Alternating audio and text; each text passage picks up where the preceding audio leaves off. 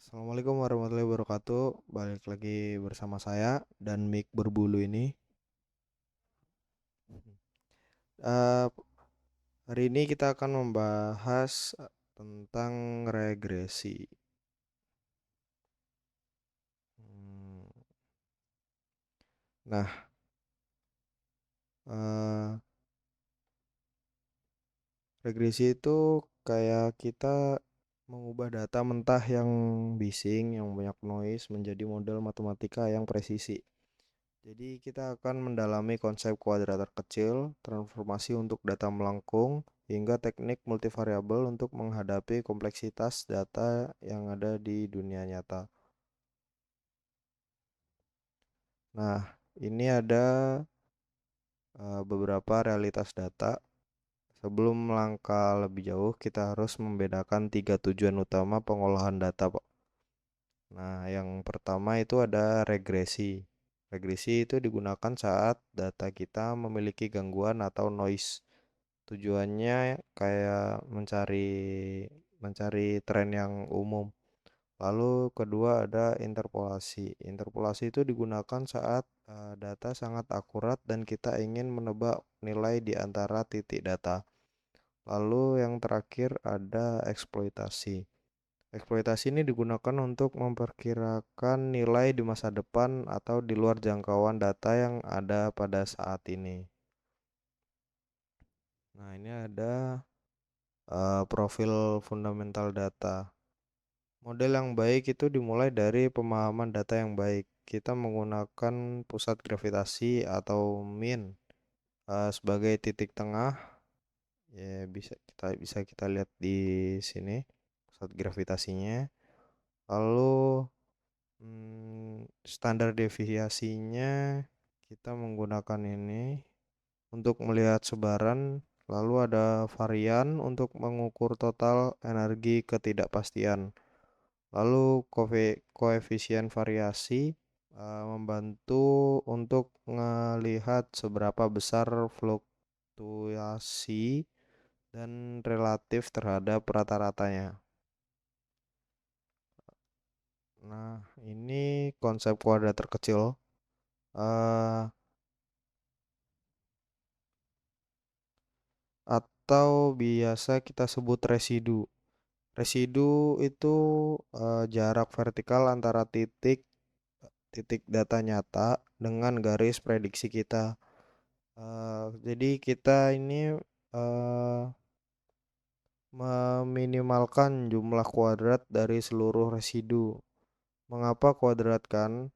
Agar kesalahan positif dan negatif tidak saling menghilangkan dan agar kita bisa memberikan eh, penalti lebih besar pada kesalahan yang jauh dari garis.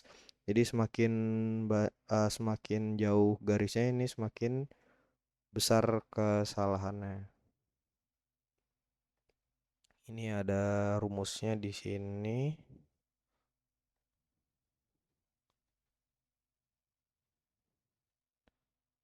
Nah, ini menemukan garis linear yang terbaik. Gimana sih kita menemukan garis linearnya yang paling baik itu? Secara matematis kita menggunakan kalkulus. Yang pertama adalah melakukan diferensiasi. Diferensiasi itu biasa disebut turunan parsial terhadap koefisien model. Lalu kedua, kita set hasilnya ke nol untuk mencari titik optimasi minimum. Lalu yang terakhir, kita ekstraksi rumusnya untuk mendapatkan nilai intercept. Di sini bisa kita lihat nilai intercept dan kemiringannya yang paling akurat. Nah, ini adalah pembuktian visual dari tabel ke kurva prediksi.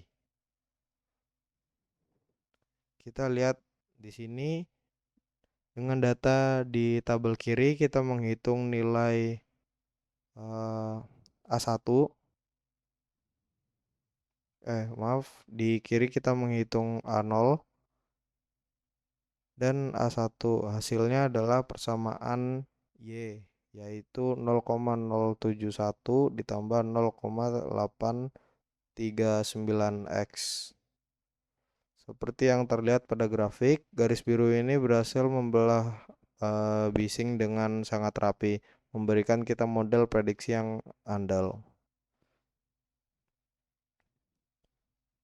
Nah, ini seberapa kuat sih model kita itu? Jadi kita butuh alat ukur keberhasilan. Ada 3 metrik utama. Yang pertama adalah kesalahan standar yang yang mengukur lebar tebaran di sekitar garis. Lalu ada koefisien determinasi yang memberitahu kita berupa persen variasi data yang berhasil dijelaskan oleh model, dan koefisien korelasi yang menunjukkan kekuatan hubungan linear antara variabel.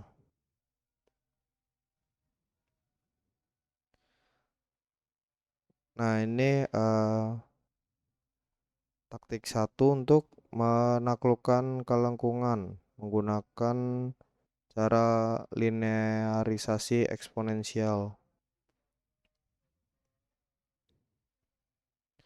Jadi dari realitas yang melengkung seperti ini menjadi dimensi yang linear. Nah, kadang alarm ini nggak bergerak secara linear, melainkan eksponensial. Untuk menanganinya, kita melakukan transformasi logaritma natural. Ini kita melewati proses ini dengan mengambil dari logaritma natural dari kedua sisi persamaan. Kurva yang tadinya melengkung tajam berubah menjadi garis lurus di dimensi linear. Jadi kita bisa kembali menggunakan rumus regresi linear yang sederhana. Lalu ada persamaan pangkat dan rasional. Selain eksponensial, kita bisa melinearisasi persamaan pangkat menggunakan logaritma basis 10 atau grafik log-log. Atau persamaan rasional menggunakan transformasi inverse. Jadi intinya tetap sama, ubah yang melengkung menjadi lurus agar mudah dihitungnya. Sabar, bateraiku habis baterainya.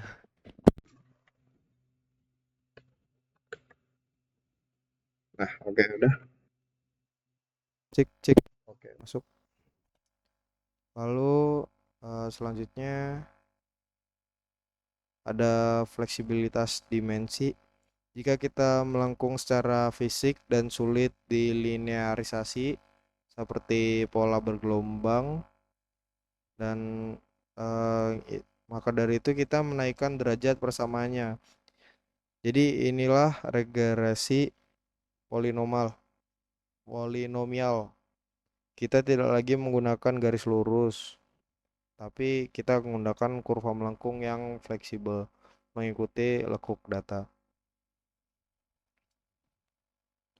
Nah, ini kita akan membedah struktur matriks polinomial.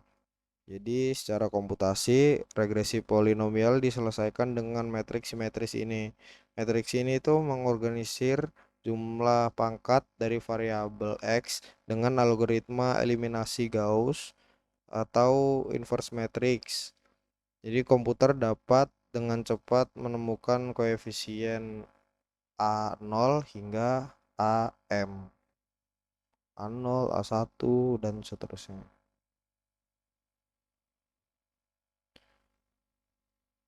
Nah, ini cara yang ketiga, memperluas dimensi ruang atau regresi ganda. Dalam realitas mesin atau ekonomi, satu hasil Y sering dipengaruhi oleh banyak faktor. Nah, nggak cuma mencari garis di bidang 2 dimensi, kita mencari bidang datar atau plane di ruang 3 dimensi yang memiliki total kesalahan terkecil.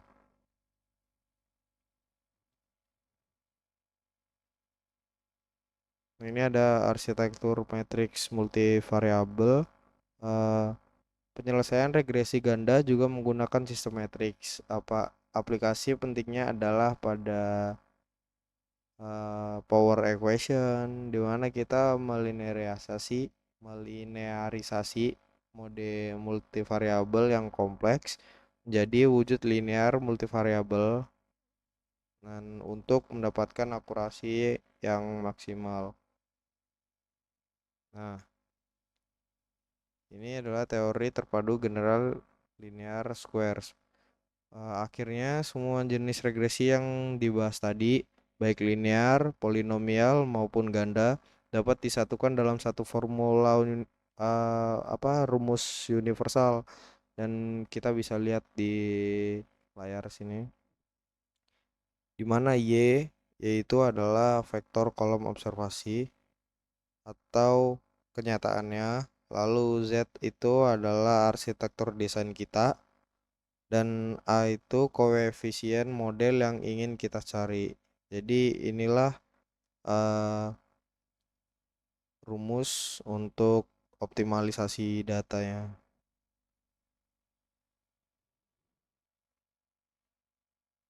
Nah, ini ada matriks pengambilan keputusan.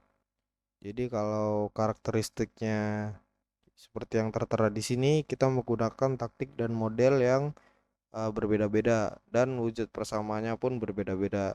Adapun bentuk fungsinya, prinsip fondasi selalu satu, meminimumkan kesalahan. Nah, udah kita langsung masuk ke contoh soalnya.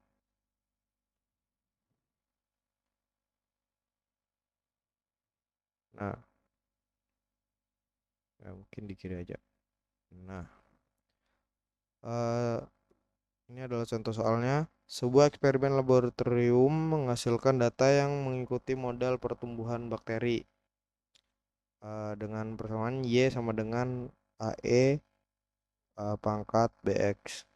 Setelah dilakukan transformasi linear menggunakan logaritma natural, diperoleh persamaan garis lurus sebagai berikut.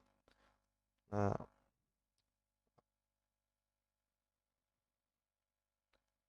logaritma natural Y sama dengan 1,5 plus 0,8 X. Berdasarkan hasil regresi tersebut, tentukan nilai koefisien asli A dan B dari model pertumbuhan bakteri tersebut. Kita menggunakan nilai eh, sama dengan 2,718.